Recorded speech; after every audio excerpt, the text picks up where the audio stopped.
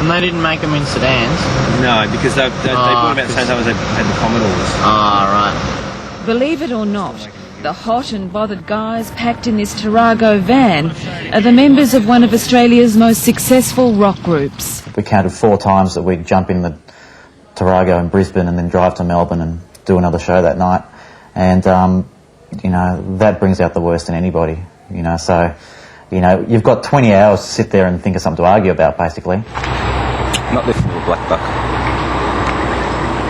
It's my job. F***ing hell. He's a Listen to the sounds of the revolution. This is life on the road for the Badloves. The Badloves of green limousine fame. See, Pat, when he's at home with you, he's a nice guy. When he's on the road with us, he turns into a complete arsehole. So where's the glamour? Where are the limousines? We sort of didn't know what hit us when we went on the road for the first time. You just have to play every conceivable gig and support anyone who'll have you on the bill. And I think we probably toured 10 months out of 12, you know, so all the personal stuff was sort of sorted out then, I think. There's not the kind of money in music that people seem to think there is.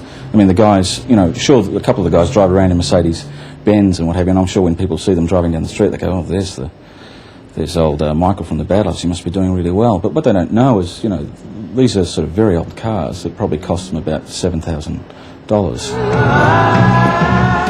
You're black and blue.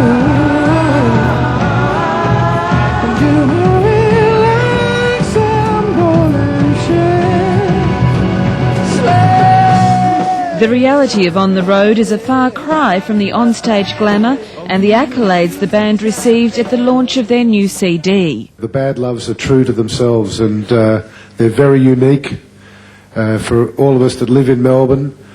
As usual, we're proud for Melbourne to be not only Mushroom headquarters, but Australian music headquarters. Well, I was lost without you. I was lost. The Badloves made a name for themselves 2 years ago with the first album that defied the odds.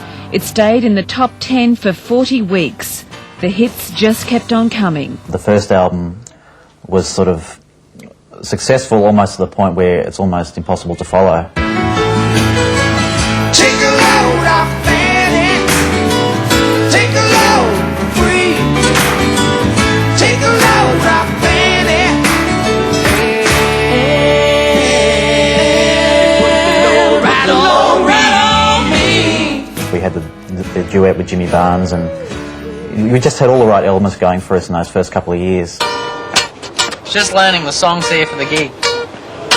Such is the interest in the band, the documentary maker Clayton Jacobson decided to capture the group, warts and all. We had the camera right under their nose a lot of the times when they were getting into these sticky situations, and they didn't respond to us, you know, they weren't aware of us at all. If I took my plugs out, then everything will increase. It doesn't just decrease my guitar volume, it increases the whole band. If you take your guitar out, If I was to take my plugs out, everything would get loud, not just my guitar out. It doesn't just... no, I know that. Well, we lost a band member, so, you know, obviously, you know, a certain amount of pressure built up and something had to give. I guess I'm a bit pissed off because in the equal situation where I'm too loud for you, you get me turned off. I'm out, gone, and that cuts my volume in half, and I scream a lot louder to make up for it, and I burn my voice. It's surprising how well we get on, considering how much time we spent together. By every account, the arguments were few and far between. Ask anyone and they'll tell you that the Badloves are nice guys who actually like each other, and despite the hits, are well aware of their humble beginnings. Michael, can you tell us some of the jobs you had before you were successful in the Badloves? I was a bus driver for years. That was my best job that I ever had for the Spastic Society. Swimming teacher, worked in factories, labouring. Does the documentary confirm all those cliches about sex, drugs and rock and roll? Oh no, well, that's all there, of course, with us. But we're hoping to get some out of the doco. Yeah. Hopefully it'll lead on to that.